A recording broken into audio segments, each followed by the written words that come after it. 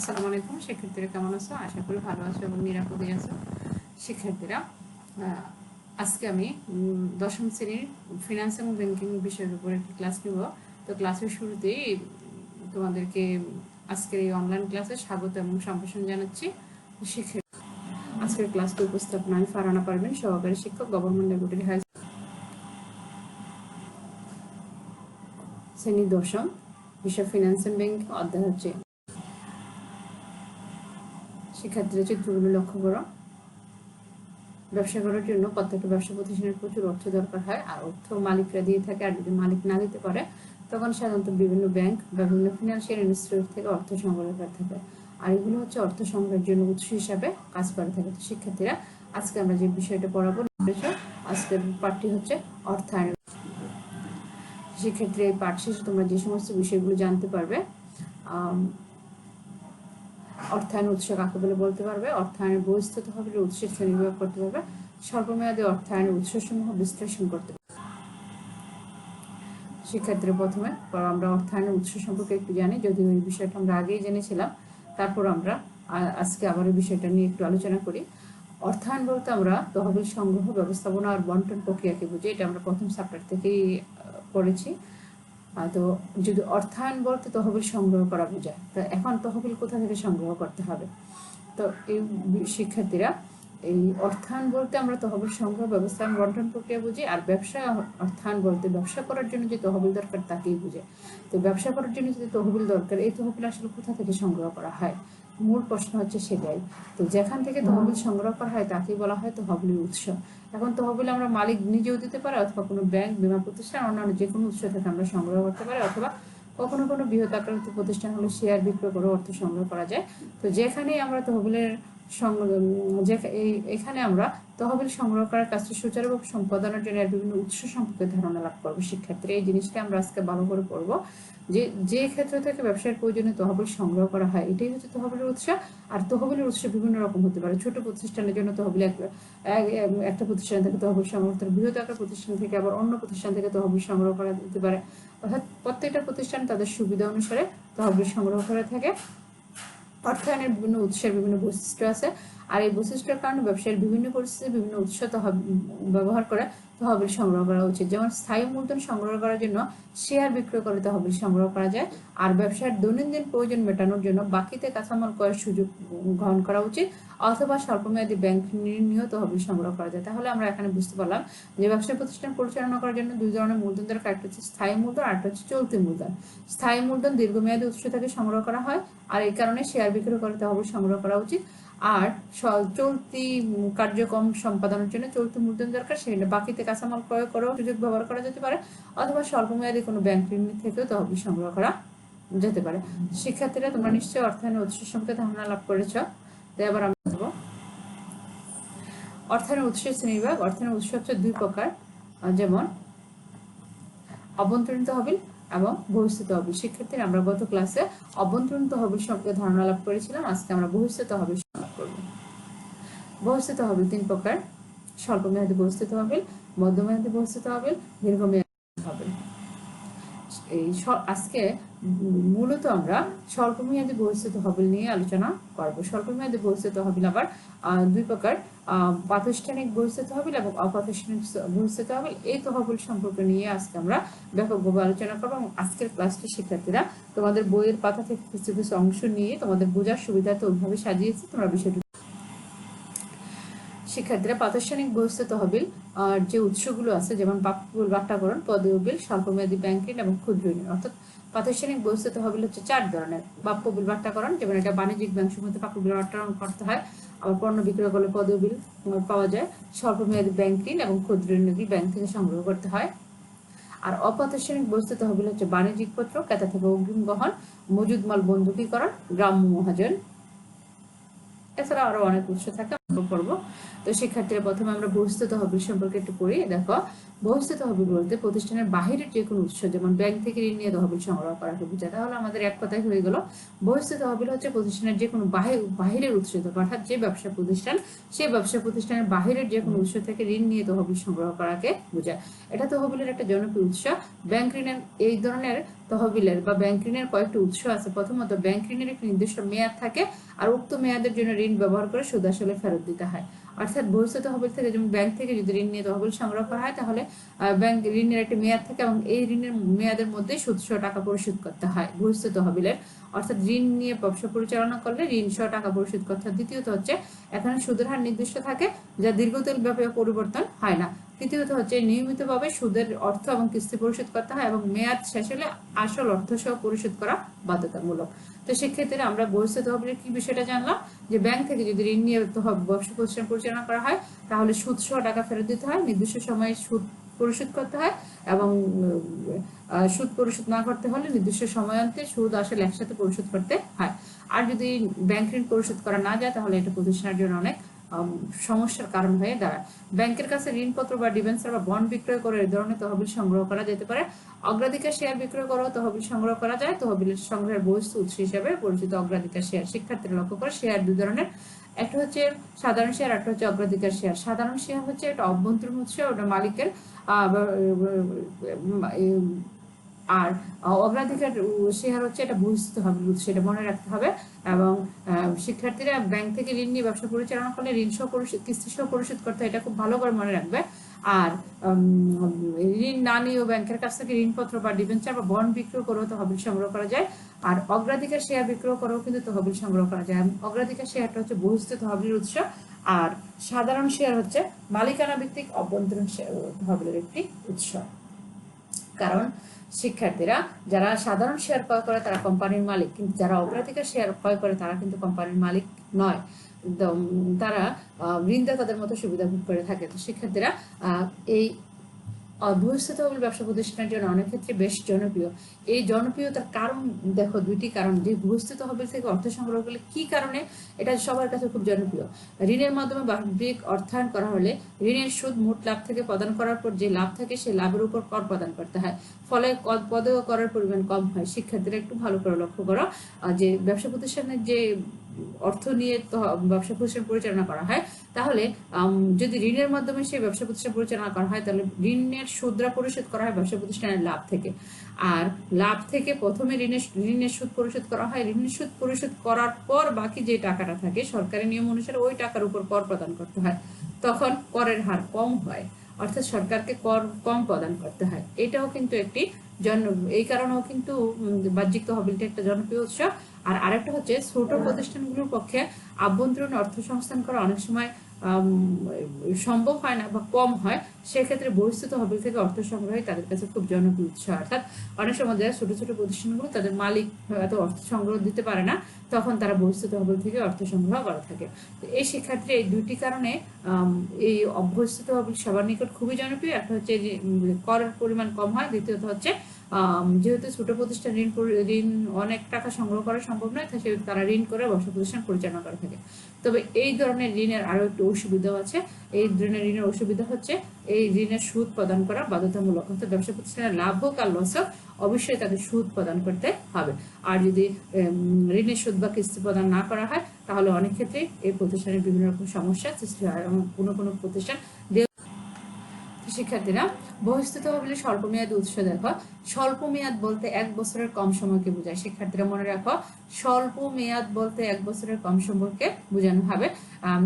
অর্থাৎ একটি ব্যবসা প্রতিষ্ঠান 1 বছরের কম সময়ের জন্য যদি কোনো প্রতিষ্ঠান থেকে অর্থ সংগ্রহ করে ব্যবসা পরিচালনা করে থাকে, তাহলে ওই তহবিলটাকে বলা হবে স্বল্প মেয়াদী উৎস। আর স্বল্প মেয়াদী উৎসে বেশ কিছু সুবিধা আছে, লক্ষ্য করো। যেহেতু 1 বছরের কম সময়ের জন্য তারা তহবিল সংগ্রহ করে ব্যবসা পরিচালনা করে, 1 বছরের কম সময়ের মধ্যে তারা টাকাটা পরিশোধ করে, তাহলে এর বেশ কিছু সুবিধা আছে। দেখো, স্বল্প মেয়াদী উৎস থেকে অর্থ সংস্থানের খরচ তুলনামূলকভাবে অনেক ক্ষেত্রে সর্বোচ্চ হয়, আবার অনেক ক্ষেত্রে কম হয়। তবে বেশি বেশি ক্ষেত্রে অনেক ক্ষেত্রে এই সুদের হার কম হয়ে থাকে।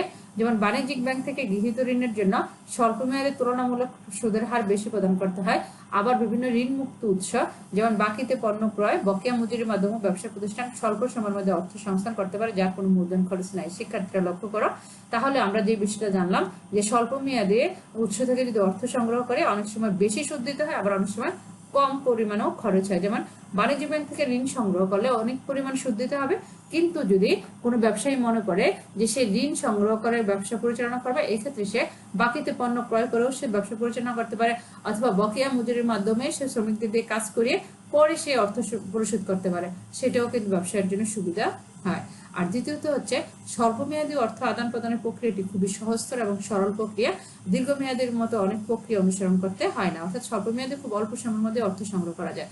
তৃতীয়ত হচ্ছে যে সমস্ত ব্যবসা প্রতিষ্ঠানের দ্রব্যের চাহিদা অতি দ্রুত পরিবর্তন হয়, সেক্ষেত্রে ব্যবসা প্রতিষ্ঠানগুলো স্বল্পমেয়াদী উৎস নিয়ে ব্যবসা প্রতিষ্ঠান পরিচালনা করে, সেখানে দীর্ঘমেয়াদী পরিকল্পনা করা যায় না। যেমন ফ্যাশন হাউসগুলোর চাহিদা, যেখানে কাপড় বিক্রয় করা হয়, সেখানে কিন্তু ওই সমস্ত প্রতিষ্ঠানগুলোর কাপড়ের চাহিদা বা তাদের ফ্যাশনের পরিবর্তন খুব দ্রুত হয়, সেক্ষেত্রে স্বল্পমেয়াদী অর্থ নিয়ে ব্যবসা পরিচালনা করতে হয়, সেক্ষেত্রে অনেক পরিমাণ অর্থ এখানে বিনিয়োগ করার সুযোগ থাকে না। তাই সে অনেকগুলো বিষয় চিন্তা করেই শিক্ষার্থীরা লক্ষ্য করো যে স্বল্পমেয়াদী উৎসটাও কিন্তু ব্যবসায়ের জন্য অনেক ক্ষেত্রে কার্যকর। এখানে অনেক ব্যবসায়ীরা মনে করে যে 1 বছরের কম সময়ের মধ্যে যদি তহবিল সংগ্রহ করে সেটাকে ব্যবসায় কাজে লাগিয়ে লাভ করা যায়, তাহলে সেই প্রক্রিয়াটাই ভালো। এই কারণে অনেক ব্যবসায়ীরা স্বল্পমেয়াদী উৎস থেকে অর্থ সংগ্রহ করে তার ব্যবসা পরিচালনা করে থাকে। তো স্বল্পমেয়াদী অর্থায়নের উৎস আমরা আগেই বলেছি দুই। আজকে স্বল্পমেয়াদী অর্থায়নের প্রাতিষ্ঠানিক উৎসগুলো সম্পর্কে আমরা জানি যে প্রাপ্য বিল বাট্টাকরণ, প্রদেয় বিল, স্বল্পমেয়াদী ব্যাংক ঋণ এবং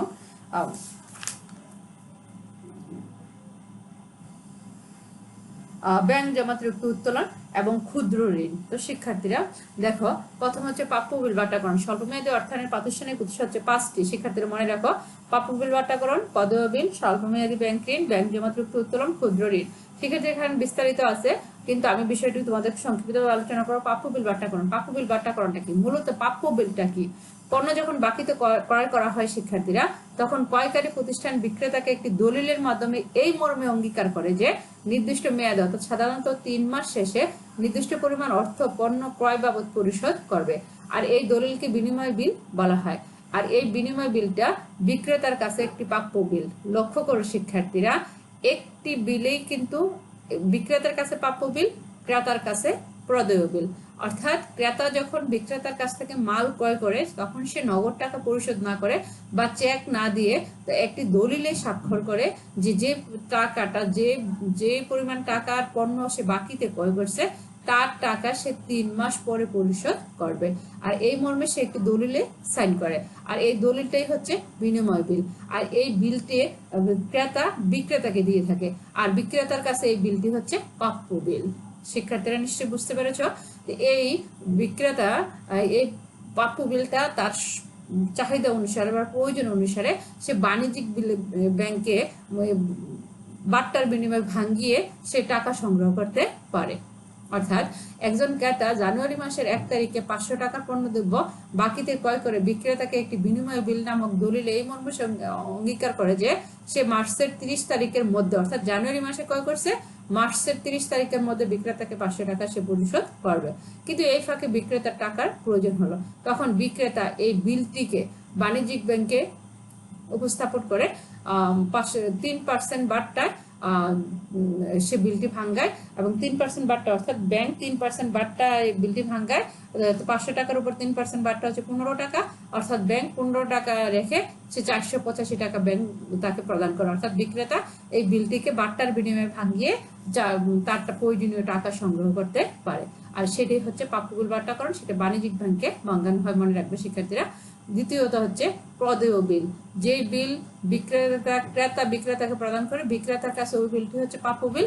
আর ক্রেতা যখন বাকিতে পণ্য ক্রয় করে বিক্রেতাকে বিল প্রদান করে, সেই বিলটি হচ্ছে প্রদেয় বিল। প্রদেয় বিল এবং প্রাপ্য বিল উভয়টাই কিন্তু স্বল্পমেয়াদী অর্থায়নের একটি প্রধান উৎস। ব্যবসা প্রতিষ্ঠান যখন কাঁচামাল বা উৎপাদন সামগ্রী ইত্যাদি বাকিতে ক্রয় করে, তখন সাময়িক সময়ের জন্য ব্যবসায় অর্থ সংস্থান হয়। কারণ বাকিতে ক্রয়ের সুবিধা না পেলে নগদে পণ্য ক্রয় করতে অনেক অর্থের প্রয়োজন হয়, তখন ব্যাংক থেকে ঋণ নিলে সুদ সহ ফেরত দিতে হয়। সেক্ষেত্রে ব্যবসায়ের ক্ষেত্রে এটা একটা কমন বিষয় যে বাকিতে পণ্য ক্রয় করে ব্যবসা করা যায়। আবার এই বাকিতে পণ্য ক্রয় করে এই পণ্য বিক্রয় করে তারপরে ক্রেতার টাকা ক্রেতা পরিশোধ করে থাকে।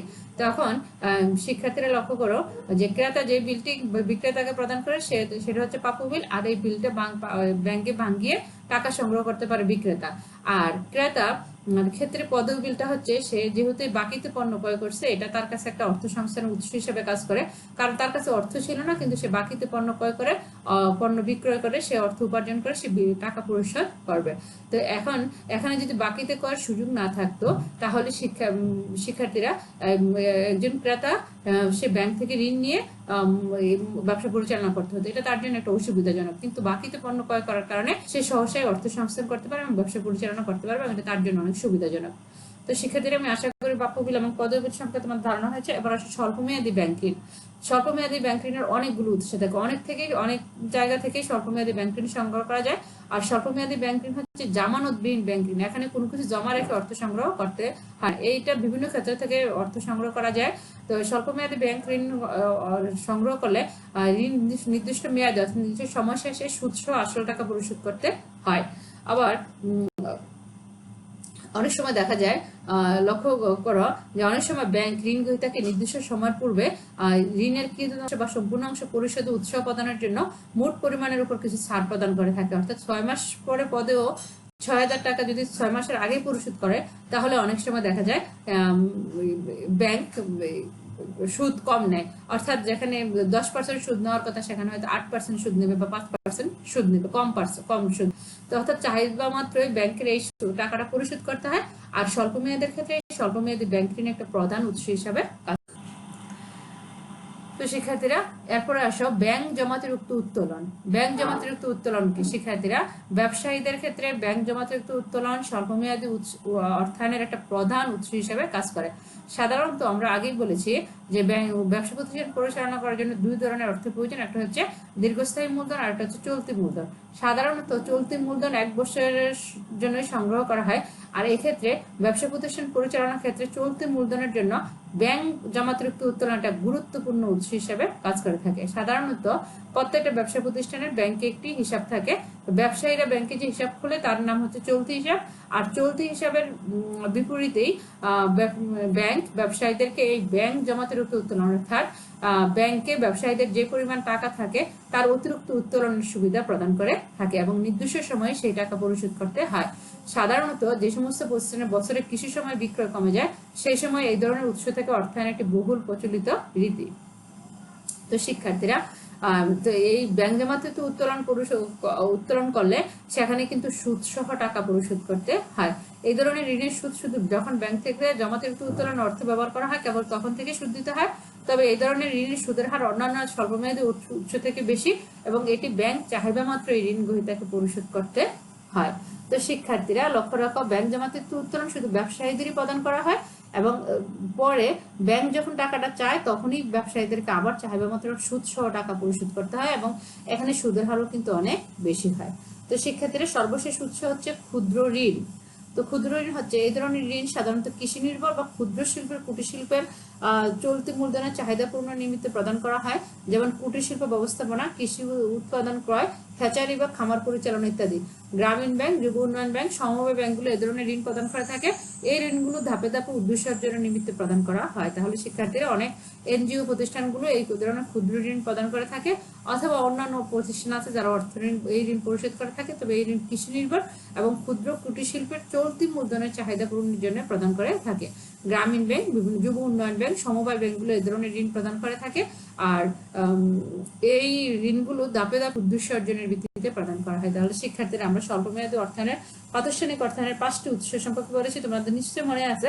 প্রাপ্য বিল লট্টাকরণ, পদেয় বিল, স্বল্পমেয়াদী ব্যাংক ঋণ, ব্যাংক জমাতিরিক্ত উত্তোলন এবং ক্ষুদ্র ঋণ। তো শিক্ষার্থীরা আবার আমরা স্বল্পমেয়াদী অর্থায়নের অপ্রাতিষ্ঠানিক উৎস সম্পর্কে পড়ব।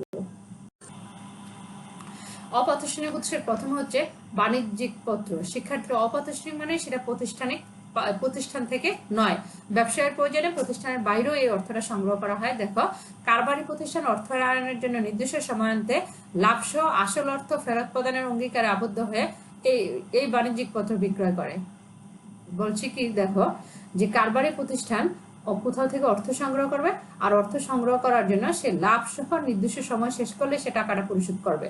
এক্ষেত্রে ব্যবসায়ী প্রতিষ্ঠানের সুনাম বাণিজ্যিক পত্র বিক্রয়ের জামানত হিসেবে কাজ করে। অর্থাৎ যে সমস্ত প্রতিষ্ঠানের সুনাম ভালো ওই সমস্ত প্রতিষ্ঠান এই বাণিজ্যিক পত্র বিক্রয় করে থাকে। তবে যে সকল ব্যক্তির সাময়িক সময়ের জন্য কিছু অব্যবহার অর্থ থাকে, অব্যবহৃত অর্থ থাকে, তখন তারা শেয়ার বাজারে বিনিয়োগের বিকল্প হিসেবে এই বাণিজ্যিক পত্র ক্রয় করে থাকে। সাধারণত খ্যাতিমান ব্যক্তি, বাণিজ্যিক ব্যাংক, বীমা কোম্পানি ইত্যাদি প্রতিষ্ঠান বাণিজ্যিক পত্র বিক্রয় করে সাময়িক সময়ের জন্য অর্থায়ন করতে পারে। অর্থাৎ দেখো, বিভিন্ন খ্যাতিমান ব্যক্তি তাদের অনেক সুনাম থাকে, তারা স্বল্প সময়ের জন্য অর্থ সংগ্রহ করার জন্য, যে স্বল্প সময়ে এসে তাদের অর্থ খুব বিশেষ দরকার, তখন তারা তাদের এই বাণিজ্যিক পত্র বিক্রয় করে তারা অর্থ সংগ্রহ করে। সেক্ষেত্রে বাণিজ্যিক ব্যাংক হতে পারে, বীমা কোম্পানিও হতে পারে, যে তাদের টাকা দরকার, যে তাদের প্রতিষ্ঠানের সুনামও ভালো, তখন কিন্তু যারা অর্থ বিনিয়োগ করবে, যে শেয়ার বাজারে অর্থ বিনিয়োগ না করে স্বল্প সময়ের জন্য তারা এই সমস্ত বাণিজ্যিক পত্র ক্রয় করে, সেখানে লাভ সহ তারা নির্দিষ্ট সময়ান্তে টাকাটা ফেরত পায়। অর্থাৎ বাণিজ্যিক পত্রটা মূলত স্বল্প সময়ের জন্য টাকা সংগ্রহ করার ক্ষেত্রে বিভিন্ন প্রতিষ্ঠান একটি দলিলের মতো করে এটা বিক্রি করে থাকে। অর্থাৎ টাকাটা সংগ্রহ করলো, সেক্ষেত্রে যার কাছ থেকে সে টাকাটা সংগ্রহ করছে সেই বিনিয়োগকারীকে সে একটি দলিল প্রদান করে থাকে যে নির্দিষ্ট সময় শেষে টাকাটা সে প্রদান করবে। এটা সম্পূর্ণ অপ্রাতিষ্ঠানিক উৎস, এটা কোনো প্রতিষ্ঠান থেকে নয়। এরপর হচ্ছে ক্রেতা থেকে অগ্রিম গ্রহণ। দেখো, অনেক সময় বিশ্বস্ত বা স্থায়ী ক্রেতারা ভবিষ্যৎ ক্রয়ের মোট মূল্যের সম্পূর্ণ বা কিছু অগ্রিম প্রদান করে বিক্রেতা সাময়িক সময়ের জন্য অর্থ সংস্থান করতে পারে। এক্ষেত্রে যেটা যে সমস্ত ক্রেতা আছে তাদের কাছ থেকে অনেক সময় দেখা যায় বিক্রেতার টাকার সংকট হলে বিক্রেতা মাল সংগ্রহ করতে পারে না, তখন তারা ক্রেতা থেকে অগ্রিম গ্রহণ করে সেই মাল সংগ্রহ করে তারপর ক্রেতাকে তারা মাল প্রদান করে থাকে। তো এইটাও কিন্তু ব্যবসায়ের ক্ষেত্রে সাময়িক সময়ের জন্য অর্থ সংস্থানের একটি ভালো উৎস হিসেবে কাজ করে থাকে। অর্থাৎ বিক্রেতা ক্রেতার কাছ থেকে টাকা নিয়ে মাল সংগ্রহ করে তারপর ক্রেতাকে সেই মাল প্রদান করে থাকে, এবং আগে অধিক পরিমাণ মাল সংগ্রহ করে তারপর ক্রেতাকে সেই মাল প্রদান করে থাকে। অর্থাৎ এটাও কিন্তু ব্যবসায়ের ক্ষেত্রে একটা প্রধান উৎস হিসেবে কাজ করে থাকে, ক্রেতাকে থেকে অগ্রিম গ্রহণ করে তারপর ব্যবসা পরিচালনা করা। তৃতীয়ত হচ্ছে মজুদ মাল বন্ধুকীকরণ। সেক্ষেত্রে স্বল্পমেয়াদী অর্থায়নের ক্ষেত্রে বড় বড় ব্যবসায়ী প্রতিষ্ঠান যেগুলো আছে তারা অনেক সময় মজুদ পণ্য ব্যবহার করা যায়। অর্থাৎ প্রত্যেকটা অনেক বড় বড় ব্যবসা প্রতিষ্ঠান তাদের অনেক মজুদ মাল থাকে, তো তারা অনেক সময় কি করে, তাদের যখন অর্থের দরকার হয় তখন তারা মজুদ মাল বন্ধক রাখে। অর্থাৎ তাদের যে মালগুলো থাকে তখন তারা এই মালগুলো, অব্যবহৃত মালগুলো বন্ধক রেখে অর্থ সংগ্রহ করে থাকে।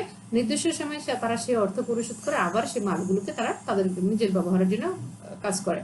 তো কোনো প্রতিষ্ঠান অর্থ সংস্থানের ক্ষেত্রে কোনো সুনামধন্য ব্যক্তি বা প্রতিষ্ঠানের ক্ষেত্রে মজুদ পণ্য জামানত বা বন্ধক রেখে ঋণ গ্রহণ করতে পারে। তো এক্ষেত্রে ঋণের অর্থ ফেরত যতক্ষণ পর্যন্ত দেওয়া না যায় ততক্ষণ পর্যন্ত মালগুলো কিন্তু ওই যে ঋণদাতার নিয়ন্ত্রণে বা অধিকারে বজায় থাকে।